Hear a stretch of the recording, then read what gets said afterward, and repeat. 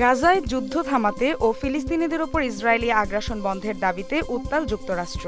দেশটির বিশ্ববিদ্যালয়গুলোর ক্যাম্পাসে প্রতিবাদ বিক্ষোভ ছড়িয়ে পড়েছে। শিক্ষার্থীদের দমাতে শেষ পর্যন্ত শক্তি প্রয়োগ শুরু করেছে মার্কিন পুলিশ। নিউ ইয়র্ক শহরের প্রাণকেন্দ্রে কলাম্বিয়া ইউনিভার্সিটিতে ঢুকে ক্যাম্পাসের পুরো নিয়ন্ত্রণ নিয়েছে তারা। পুলিশ সদস্যরা এই সময় শিক্ষার্থীদের একটি ভবন থেকে বের করে দেয়। 1960 ও 70-এর দশকে ভিয়েতনাম যুদ্ধের প্রতিবাদের পর যুক্তরাষ্ট্রের বিশ্ববিদ্যালয়গুলোতে এ ধরনের বিক্ষোভ সমাবেশের মতো এমন নজিরবিহীন ঘটনা এর আগে ঘটেনি। ক্যাম্পাস থেকে এই পর্যন্ত কয়েকশো বিক্ষোভরত শিক্ষার্থী ও আন্দোলনকর্মীকে গ্রেফতার করা হয়েছে। বিশ্ববিদ্যালয় কর্তৃপক্ষের বহিষ্কারের হুমকির মুখেও আন্দোলন চালিয়ে যাওয়ার ঘোষণা দিয়েছে শিক্ষার্থীরা। সুদবিহীন ব্যাংকিংয়ে আত্মশুদ্ধির পথ এনআরবিসি ব্যাংকের ইসলামিক ব্যাংকিং আল আমিন। এদিকে শিক্ষার্থীরা কলাম্বিয়া ইউনিভার্সিটির হ্যামিল্টন হল দখলে নেওয়ার পর হোয়াইট হাউস ঘটনার নিন্দা জানিয়েছে। তাদের দাবি, এটা পুরোপুরি ভুল পদ্ধতি। এই বিষয়ে হোয়াইট হাউসের মুখপাত্র জানান, এটা শান্তিপূর্ণ প্রতিবাদের উদাহরণ হতে পারে না।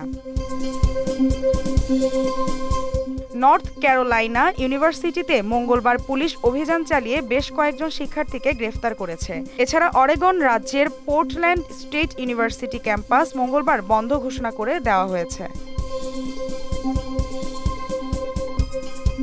জাতিসংঘের মানবাধিকার বিষয়ক দপ্তরের প্রধান ভলকার তুর্ক যুক্তরাষ্ট্রের বিশ্ববিদ্যালয়গুলোতে বিক্ষোভ দমাতে ব্যাপক হারে শক্তি প্রয়োগের বিষয়ে উদ্বেগ প্রকাশ করেছেন।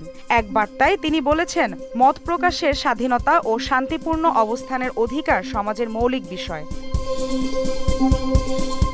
যুক্তরাষ্ট্রের কলাম্বিয়া বিশ্ববিদ্যালয়ে অভিযান চালিয়ে ফিলিস্তিনপন্থী বিক্ষোভকারীদের দখলে নেওয়া ভবন নিয়ন্ত্রণে নিয়েছে পুলিশ। এ সময় কয়েক ডজন শিক্ষার্থীকে গ্রেফতার করা হয়।